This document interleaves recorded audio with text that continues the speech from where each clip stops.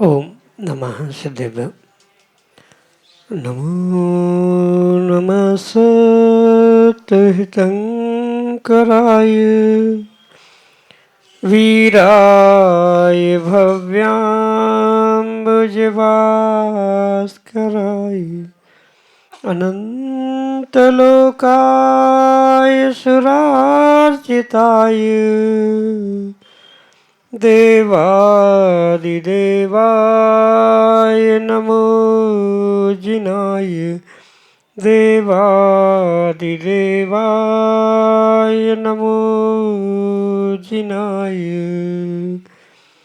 पंच परमेष्टि भगवान की परम पूज्य आचार्य भगवंत गणाचार्य श्री विराग सागर जी महाराज की, परम पूज्य पट्टाचार्य गुरुवर श्री विशुद्ध सागर जी मुनि महाराज की, परम पूज्य मुनि श्री सुप्रभ सागर जी महाराज की, मुनि श्री प्रणत सागर जी महाराज की, मुनि संघ की समीचीन विकल्पों का सम्यक समाधान, सम्यक ज्ञान की वह अनूठी विधा जिसके माध्यम से हम सभी अपने मन के उठते विकल्पों को समीचीनता के साथ उसका सम्यक रूप से समाधान करते हुए अपने मन को अनूठी सुख शांति की अनुभूति कराने का पुरुषार्थ करते हैं, क्योंकि मन की शांति ही आत्मा का वास्तविक सुख है। और ऐसे आत्म कल्याण की अनूठी विधा परम पूज्य आचार्य भगवंत गुरुवर विशुद्ध सागर जी महाराज के मंगल सभा शिष्य परम पूज्य मुनि श्री सुप्रभ सागर जी महाराज द्वारा प्रतिदिन प्रदान की जाती है। तो आप भी पुरुषार्थ करें और अपना समीचीन विकल्प भेजते हुए परम पूज्य मुनि से उसका सम्यक समाधान प्राप्त करें। प्रारंभ करते हैं आज का सम्यक समाधान। और आज के पहले विकल्प के लिए थड़ौद सिंदौली मध्य प्रदेश से दिनेश कुमार राठौर महाराष्ट्र के चरणों में बारंबार नमोस्तु निवेदित करते हुए कह रहे हैं कि गुरुदेव, एक शास्त्र में हमने ऐसा पढ़ा था कि मुनिराज भी कथा नहीं पढ़ते, तो विकल्प यह है कि विकथा क्या होती है और मुनिराज क्यों नहीं पढ़ते। हमारे समीचीन विकल्प का सम्यक समाधान करने की कृपा करें। नमोस्तु महाराज जी, नमोस्तु। ओम नमः सिद्धम। परम पूज्य आचार्य भगवान गुरुवर विशुद्ध सागर जी महाराज की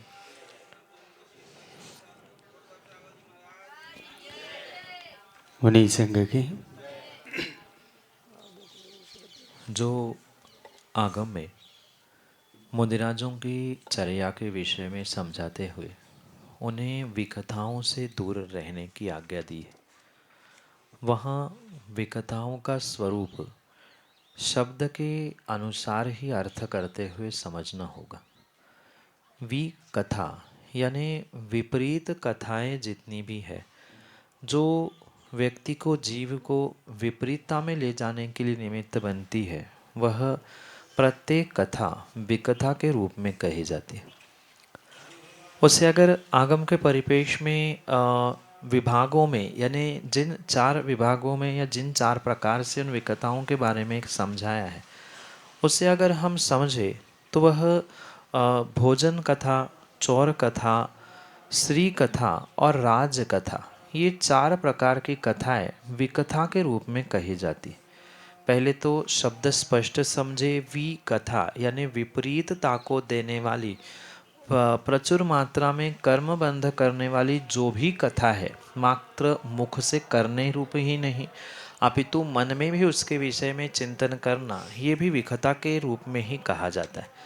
जैसे कोई व्यक्ति भोजन के विषय में मन में सोच रहा है, या भोजन कैसे बनाना चाहिए, भोजन कैसे करना चाहिए आदि के विषय में जो भी चर्चा हो रही है, जो भी मन वचन काय से इस विषय में कार्य हो रहा है, वह भोजन नाम की विकथा है। ऐसे ही कौन से राज्य में क्या हो रहा है, किसने क्या किया, किसने हमला किया आदि के विषय में जो चर्चा हो रही है या मन वचन काय की प्रवृत्ति हो रही है, वह राज विकथा के रूप में कही जाती है। वही कोई पुरुष स्त्री के प्रति या स्त्री पुरुष के प्रति जो भी अपने वेद कर्म के उदय के निमित्त से जो भी भाव, जो भी वचन, जो भी कार्य कर रहा है, वह पूर्ण रूप से स्त्री विकथा के रूप में कहा जाता है। और ऐसे ही जो विपरीतता में पाप की ओर ले जाने वाले कारण होते हैं, वह विकथा के परिणाम या विकथा रूप वचन कहे जाते हैं। इसलिए मुनिराजों के लिए जो विकताओं से दूर होने की बात कही है, वहाँ ये स्पष्ट समझना, विकताएं मात्र और मात्र 5 पापों में ही ले जाने के लिए निमित्त बनती है। इसलिए उन 5 पापों से मुनिराजों ने पूर्ण रूप से त्याग करते हुए मुख मोड़ लिया है, तो पुनः उन 5 पापों में वो ना जाए, इस उद्देश्य से ही मुनिराजों के लिए इन 4 विकताओं से दूर होने का आदेश प्रदान किया है। 4 विकता, स्त्री कथा, भोजन कथा, चोर कथा और राज कथा। कहाँ से कैसे चोरी करना है, कौन कैसे राज्य करता है, कहाँ की कौन सी स्त्री या पुरुष कैसा है, भोजन कैसा बनाना, कैसा करना आदि आदि के विषय में जो भी परिणाम मन वचन काय के हो रहे हैं, जो भी क्रियाएं मन वचन काय से हो रही है, वह प्रत्येक विकथा है और पापों में ले जाने के लिए निमित्त होने के कारण से उनसे मुनिराजों को दूर रहने का आज्ञा, दूर रहने का आदेश आगम में प्रदान किया गया है। यही आपके लिए सम्यक समझ। आलोक जैन, चांद छिंदवाड़ा, मध्य प्रदेश से महाराज श्री के चरणों में नमोस्तु निवेदित करते हुए कह रहे हैं कि महाराज श्री प्रातःकाल पूजन प्रशिक्षण विधि के माध्यम से आपने बताया था कि अपनी द्रव्य ले जाकर ही भगवान के पूजन दर्शन करना चाहिए। तो द्रव्य की श्रेणी में रुपये पैसे भी आ सकता है क्या? अगर द्रव्य की व्यवस्था नहीं कर पाए तो क्या मंदिर में दर्शन करते समय रुपये पैसे चढ़ा सकते हैं? हमारे समीचीन विकल्प का सम्यक समाधान करने की कृपा करें। नमोस्तु महाराज जी, नमोस्तु। जिन्हें भगवान या गुरु आदि के दर्शन करते जाते समय जो ये विधान प्राप्त होता है कि कभी खाली हाथ नहीं जाना चाहिए। दर्शन करते समय कुछ न कुछ द्रव्य समर्पित करना आवश्यक है, पर द्रव्य की व्यवस्था में रुपया पैसा आदि को ग्रहण नहीं किया, वो तो दान की श्रेणी में आएगा। जो भी गुल्लक में आप 5, 10, 20, 50, 100, 200, 500 या जो भी आप गुल्लक में डाल रहे हैं, वह गुल्लक में डाले हुए पैसे, रुपया, धन ये दान की श्रेणी में आता है। और जो पूजा के विषय में द्रव्य समर्पित करने की बात आती है, वह जो अष्ट द्रव्य जल चंदन नक्षत्र चरु आदि रूप जो 8 द्रव्य कहे हैं, वो ही 8 द्रव्य द्रव्य की श्रेणी में आते हैं। बहुत अच्छी बात है कि 8 द्रव्य लेकर अर्घ्य ही समर्पित करना चाहिए। नहीं है तो कम से कम फूल, फल, चावल या अन्य भी जो उपलब्ध हो रहा है, ऐसे ही द्रव्य समर्पित करने चाहिए। किसी भी प्रकार से पैसे रुपयों को द्रव्य के श्रेणी में ग्रहण नहीं किया जाता। दोनों का पूर्ण रूप से विभाजन अलग अलग समझना। द्रव्य गुल्लक में डालना या समर्पित करना ये दान के श्रेणी में आता है, और जो पूजन के निमित्त से 8 द्रव्य कहे जाते हैं, वे 8 द्रव्य द्रव्य के रूप में ही समर्पित किए जाते हैं। उनका कोई भी समझौता पैसों के साथ नहीं होता। आजकल बहुत सारे मंदिरों में ये व्यवस्था बनी है कि मंदिर में द्रव्य पहले से ही रखी है, तुम अपने पैसे महीने भर के साल भर के दे दो, वहीं से द्रव्य उठा लो चढ़ाओ। ये कहीं भी आगम की व्यवस्था नहीं है। स्वयं का द्रव्य स्वयं के घर से ले आकर प्रासुक करके फिर वह समर्पित करना, यही आगम की उत्कृष्ट विधि है। और शायद विधि को ना जानने के कारण से या ये एडजस्टमेंट के जो कार्य वर्तमान में देखने के लिए मिल रहे हैं, इसी कारण से पूर्ण रूप से फल श्रावकों को प्राप्त नहीं हो रहा है। द्रव्य का अर्थ अष्ट द्रव्य ही है, 8 नहीं है। तो 8 में से जो सर्वश्रेष्ठ बहुत आसानी से आपके पास उपलब्ध हो सकता है, ऐसे द्रव्य को लेकर ही प्रभु गुरु आदि के चरणों में समर्पित करना चाहिए। पैसे देकर सबकी पूर्णता नहीं होती। आज इंसान यही सोचता है कि पैसों से मैंने माँ बाप की जिम्मेदारी पूरी कर ली, बच्चों की पढ़ाई, बच्चों की भी जिम्मेदारी पूरी कर ली, भगवान को भी हम नोट चढ़ा के आगे गुल्लक में डाल दिए तो हमारा काम हो गया, हमने व्यवस्थाएं संभाल ली। ऐसा किंचित भी नहीं है। जहाँ जो जिस प्रकार से आवश्यकता जिस द्रव्य की, जिस सामग्री की कही है, उसी प्रकार से वह देने समर्पित करने से ही इस विषय में कुछ कार्य पुण्यवर्धक या फलदायक हो सकता है। इसलिए द्रव्य के नाम से पैसे चढ़ाना उचित नहीं है। इतनी मुट्ठी भर द्रव्य तो हम कहीं से भी खरीद कर ले सकते हैं। 50-100 रुपये गुल्लक में डाले वो बात अलग है, पर द्रव्य द्रव्य होती है। उतने ही 5-50 रुपये की द्रव्य खरीदे, श्रीफल खरीदे और वह भगवान के गुरु के चरणों में समर्पित करते हुए द्रव्य चढ़ाने का पुण्य प्राप्त करे। यही आपके लिए सम्यक समाधान। सौसर पांडुरंग मध्य प्रदेश से अर्शिका जैन, अगले समीचीन विकल्प के लिए। तो महाराज जी, भगवान जी कैसे बनते हैं? भगवान बनने के लिए सबसे पहले किसी भी जीव को इंसान यानी मनुष्य बनना, ह्यूमन बनना बहुत आवश्यक है। जब तक सही मायने में वह मनुष्य नहीं बना तब तक भगवान बनना संभव नहीं। और मनुष्य बनने के बाद, इंसान बनने के बाद जब वह इंसानियत के साथ सच्चे देवशास्त्र गुरु पर श्रद्धान करता है, उस श्रद्धान के साथ साथ यानी देवशास्त्र गुरु को मानते हुए, उनकी भक्ति, उनकी आराधना करते हुए, उनकी सेवा करते हुए जब वह चारित्र को या तपस्या को धारण करता है, वह भगवान बनने के क्रिया को प्रारंभ करता है। ये ध्यान रखना, मनुष्य बनने के बाद भगवान बनने से पूर्व आपको या किसी भी व्यक्ति को पहले मुनिराज बनना बहुत आवश्यक है।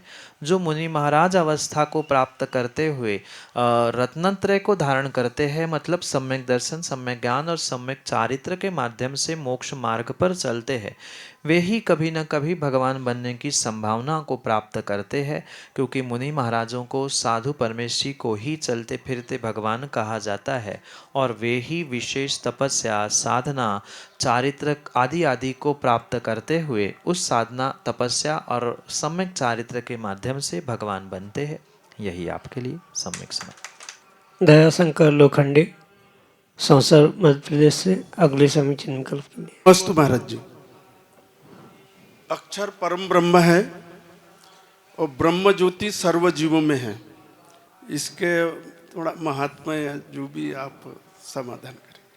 अक्षर के अनेक अर्थ होते हैं। जो आप कागज आदि में लिख रहे हैं वो तो अक्षर है ही, उसके अलावा हमारे धर्म ग्रंथों में आत्मा को, जीव को भी अक्षर कहा है।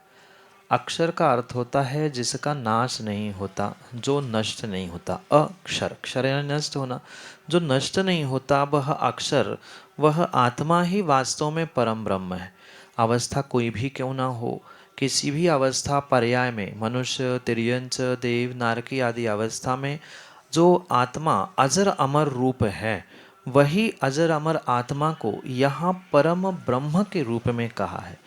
यहाँ ब्रह्मा नहीं कहा, अन्य किसी नाम से नहीं कहा, अपितु ब्रह्म का ही अर्थ होता है जो आत्म स्वरूप को जान चुका है वही, और वह आत्म स्वरूप अक्षर रूप है। किसी भी अवस्था विशेष में जाए पर आत्मा जैसी थी वैसी ही रहती है। जो जैसी आत्मा इंसान में है वैसी आत्मा तिर्यंचों में, जानवरों में है। जैसी किसी गरीब के पास आत्मा है वैसे ही अमीर की आत्मा है।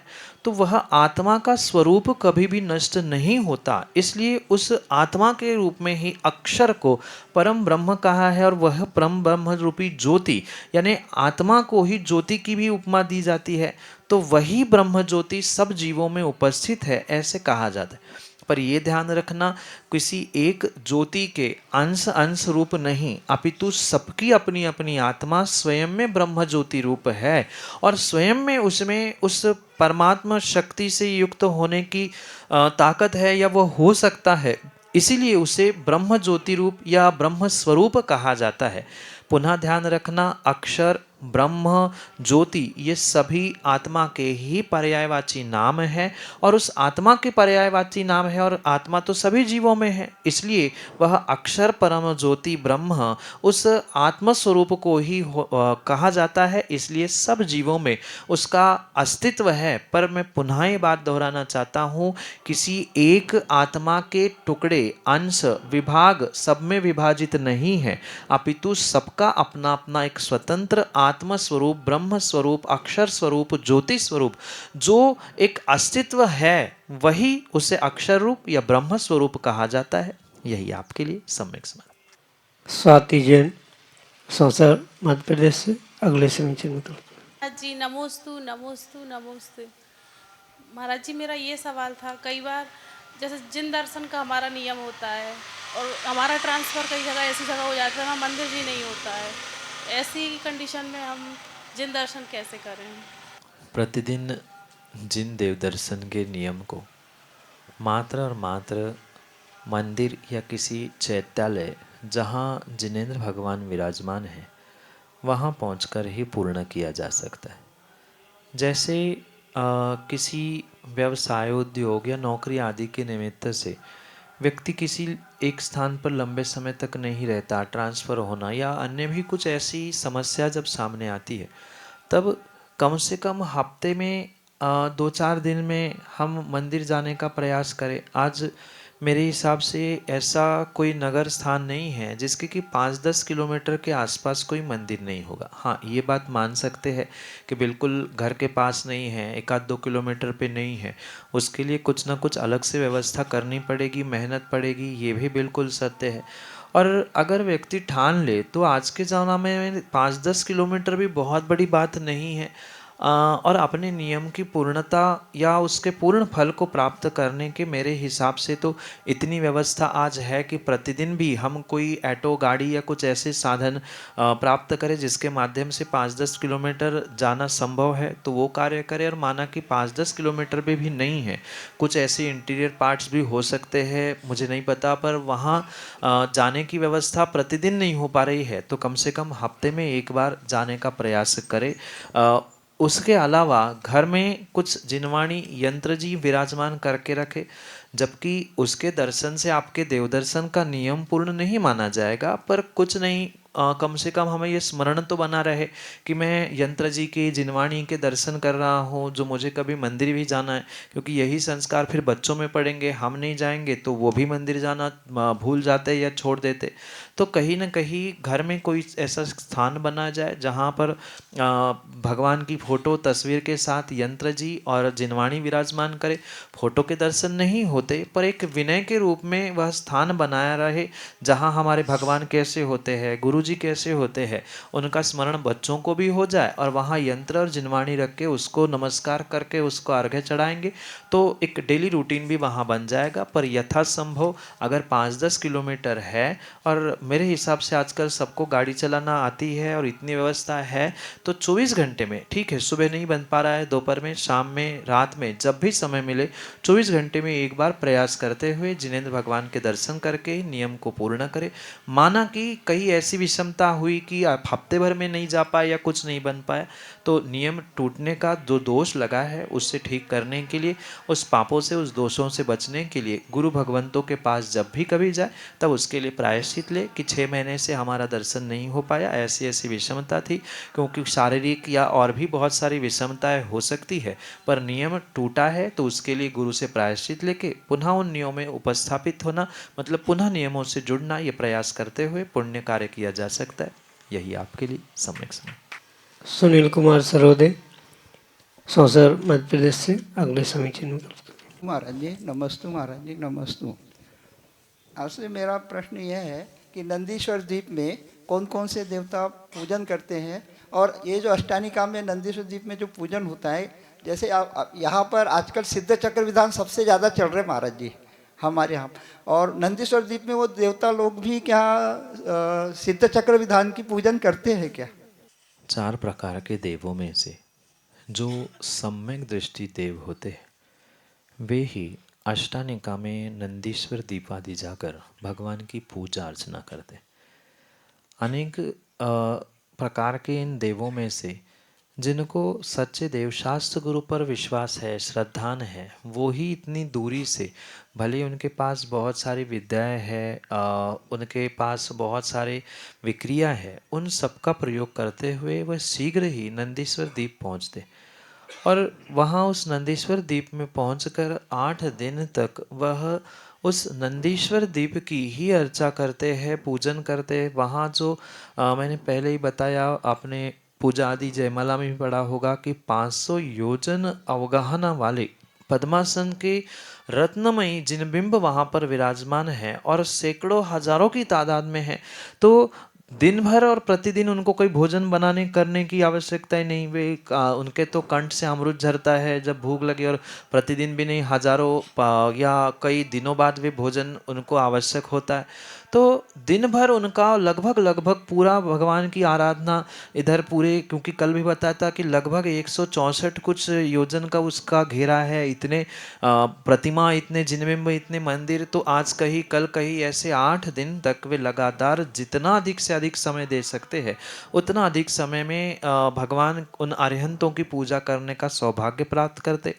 रही बात सिद्ध चक्र विधान की, तो सिद्ध चक्र विधान की परंपरा वर्तमान में अष्टानिका के 8 दिन और सिद्ध चक्र की भी 8 दिन, इस अपेक्षा से उसको कोरिलेट करते हुए एक साथ करने की व्यवस्था बनी। ऐसा कुछ नियम नहीं है कि अष्टानिका में ही 8 दिन इन सिद्ध चक्र विधान को करना चाहिए। कायदा तो नंदीश्वर दीप या अष्टानिका के जो विधान लिखे हैं 8 दिन उनको करना चाहिए, पर ये फेमस हो चुका है कि नंदीश्वर के भी 8 दिन होते हैं अष्टानिका के, और सिद्ध चक्र विधान में भी 8 दिन लगते हैं। तो ये अच्छा मौका लोगों को मिलता है। इस निमित्त से वर्तमान में अष्टानिका में सिद्ध चक्र सर्वाधिक होते हुए देखने के लिए मिलते, पर ऐसा आवश्यक नहीं है कि इन्हीं दिनों में अष्टानिका में ही सिद्ध चक्र करना चाहिए। अपने समय की अनुकूलता से उससे कर भी सकते हैं। और ये भी ध्यान रखें कि वहाँ जो देव पहुँच रहे हैं सम्यक दृष्टि नंदीश्वर द्वीप में, वे किसी प्रकार से कोई वहाँ सिद्ध चक्र विधान नहीं करते। वे साक्षात जो सामने अरिहंत भगवान विराजते हैं उनकी ही आराधना करते हैं, उनकी ही पूजा करते हैं, और उनकी पूजा आराधना करते हुए ही उन 8 दिनों को बहुत अच्छे उत्साह भक्ति और श्रद्धा के साथ वहाँ पर पूर्णता को प्राप्त करते। यही आपके लिए सम्यक समाधान। अनंत गोयल, सौसर मध्य प्रदेश से अगले समीचीन विकल्प के लिए। महाराज जी नमोस्तु, महाराज जी नमोस्तु। महाराज जी, महाराज जी मेरा प्रश्न ये है कि जो हमारे जैन में तीर्थंकर होते हैं वो 24 होते हैं, वो भगवान अनंत होते हैं, तो जो तीर्थंकर है वो अनंत क्यों नहीं होते हैं? और जो तीर्थंकर है उनके चिन्ह भी होते हैं, ऐसा क्यों? आप शायद जिस स्कूल में पढ़ते हैं उस स्कूल में टीचर भी होंगे, कुछ प्रिंसिपल हेडमास्टर भी होंगे, और आपके क्लास टीचर भी कोई अलग होंगे। जब सब टीचर एक से है ही, तो फिर कोई हेडमास्टर, कोई क्लास टीचर, कोई डिपार्टमेंट हेड आदि अलग अलग व्यवस्था बनाने की क्या आवश्यकता थी? ये ध्यान रखना, ये कुछ स्पेशल होते हैं जो उन टीचर्स में ही सिलेक्ट किए जाते। ऐसे ही तीर्थंकर और भगवान की व्यवस्था हमारे यहाँ बताई जाती। जितने भी सामान्य केवली जो अरिहंत अवस्था से सिद्धावस्था को प्राप्त करते हैं वह सामान्य रूप से भगवान होने पर भी तीर्थंकर नहीं होते, क्योंकि तीर्थंकर वो कहलाते हैं जो स्पेशलाइजेशन को प्राप्त करते हैं। चाहे टीचिंग में हो, डॉक्टर्स में हो, आपने देखा होगा, सुना होगा, कोई गायनेकोलॉजिस्ट होता है, मतलब कोई पेट का या कोई सर दर्द का, कोई हड्डी का स्पेशलिस्ट, तो सबके अपने अपने स्पेशलिस्ट है। बेसिक नॉलेज उनके पास डॉक्टरी का है, पर जिन्हें जिसमें स्पेशलाइजेशन किया उनको वहाँ पर रखा गया। ऐसे ही 24 ऐसे जीव होते हैं जो विशेष पुण्य से स्पेशलाइजेशन प्राप्त करते हैं, जो धर्म तीर्थ को चलाने वाले होते। उनके ही हिसाब से आने वाले समय में धर्म कैसा चलना, धर्म की क्रियाएं क्या होती है, मुनि महाराज कैसे होते हैं, ये स्पेसिफाई किया जाता है। उनका ही समोषण लगता है। तीर्थंकर प्रकृति के बंध से, यानी 16 करण भावना भाग कर तीर्थंकर प्रकृति का वे बंध करते हैं। ऐसे स्पेशलाइजेशन, पुण्य का स्पेशलाइजेशन प्राप्त करने वाले 24 ही जीव होते हैं जो तीर्थंकर बनते हैं, और जिनके पास थोड़ा कम पुण्य है, स्पेशलाइजेशन नहीं है, वे भगवान तो बनते हैं पर तीर्थंकर नहीं बनते हैं। ये नियम है कि प्रत्येक काल में मात्र 24 ही ऐसे स्पेशल जीव होते हैं जो पुण्य की स्पेशलाइजेशन के माध्यम से तीर्थंकर पद को प्राप्त करने वाले होते हैं, जिनके माध्यम से धर्म तीर्थ को चलाया जाता है। इसलिए तीर्थंकर 24 ही होते हैं, बाकी सामान्य भगवान अनंत असंख्यात भी हो सकते हैं। यही आपके लिए सम्यक समाधान। समीचीन विकल्पों का सम्यक समाधान सुनिए परम पूज्य श्रमण श्री सुप्रभ सागर जी महाराज के मुखारबिंद से। YouTube चैनल सुप्रभ उवाच पर शुभाशीष परम पूज्य श्रमणाचार्य 108 श्री विशुद्ध सागर जी महाराज। सानिध्य श्रमण सुप्रभ सागर जी महाराज, श्रमण प्रणत सागर जी महाराज। पुण्य आर्जक श्रीमती मधुबाला सुरेश चंद जी पाटोदी, बेटी दामाद श्रीमती विनीता अर्पित जी पहाड़िया मंडीदीप, बेटे बहू मोहित अंकिता पाटोदी, रोहित मुस्कान पाटोदी, अभी नैवेद्य जीने भव्य एवं समस्त पाटोदी परिवार। जैन बर्तन भंडार छिंदवाड़ा।